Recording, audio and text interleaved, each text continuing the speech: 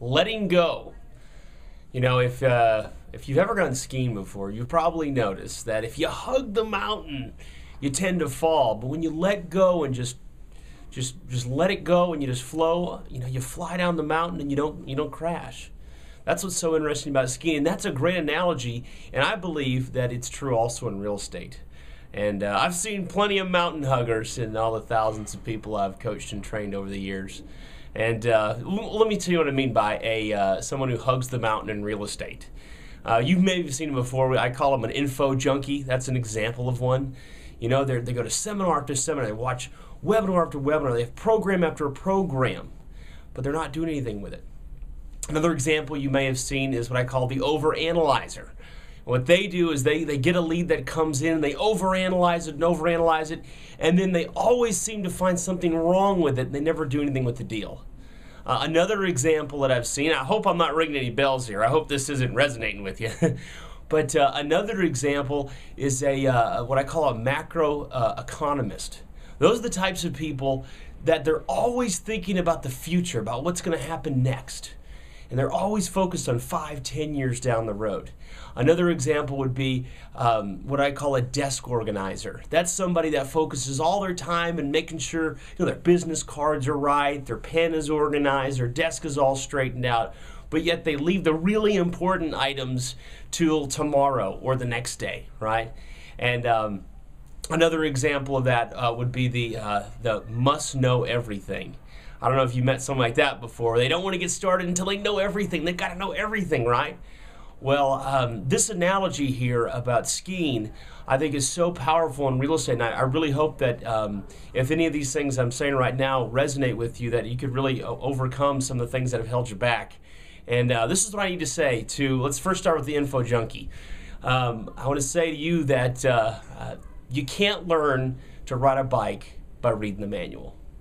Now, there's a lot of great programs out there, okay? So it's not the program. What I'm talking about is applying the information. So if you've got courses, apply them. That's why chemistry class, they have both a lecture and a lab, right? So that you can apply the information. Because until you actually apply what it is that you've been reading, and what it is that you've been listening to or watching, you don't really learn it. That makes sense. Okay, so that's what I need to say to the info junkie, and that is you can't learn to ride a bike by reading the manual.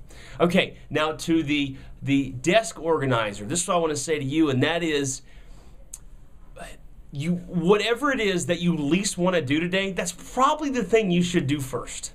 That's what Mary Kay Ash, she's the one who started Mary Kay Cosmetics, and that was one of her secrets to time management. She'd put down the night before the 6 things she had to get done the following day, and the things she wanted to do least, she did that first.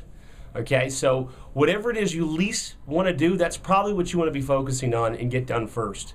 That's really going to help you, because if you keep organizing your desk and not focusing on making money, eventually there won't be enough money to keep that desk, right? Okay, to the person who feels like they need to know everything, I got to tell you, you'll never know everything. And that's part about making decisions. You'll never have enough information to think you've made the perfect decision. That's why you just got to go out there and take what it is you've got and move forward and go with what you've got. Now, the other thing about that is you not knowing things can actually be a benefit.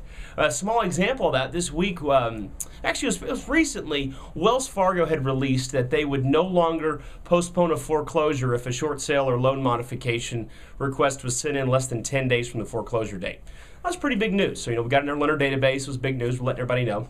And one of our students, didn't see that. They didn't read in the lender database that important memo about how they wouldn't postpone the foreclosure.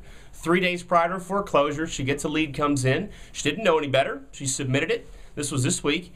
And Wells Fargo, they called her back and they said, it's not within the 10 days, so we don't usually do this, but we're going to go ahead and postpone the foreclosure and process this request for you. Who knew, right? She didn't know that she wasn't supposed to be successful. She went ahead and got it done anyways. And sometimes that's what's so important. Sometimes just going out there and taking action, you not knowing you weren't supposed to succeed, so you went ahead and succeeded anyways. And that really happens a lot more than you might think. So I want you to keep that in mind if that resonates with you. Now, the macroeconomist, I was talking to actually a macroeconomics professor one time, and he said, Phil, I've spent my whole life focusing on 5 to 10 years into the future.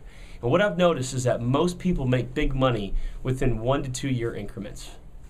How about that? So, in other words, while some future obsessed people are always focusing on what's happening tomorrow, the person who's taking action today, they're the one collecting the money. They're the one being successful and taking advantage of what's going on out there. In fact, it's not until you get out there that you start to see what's going on.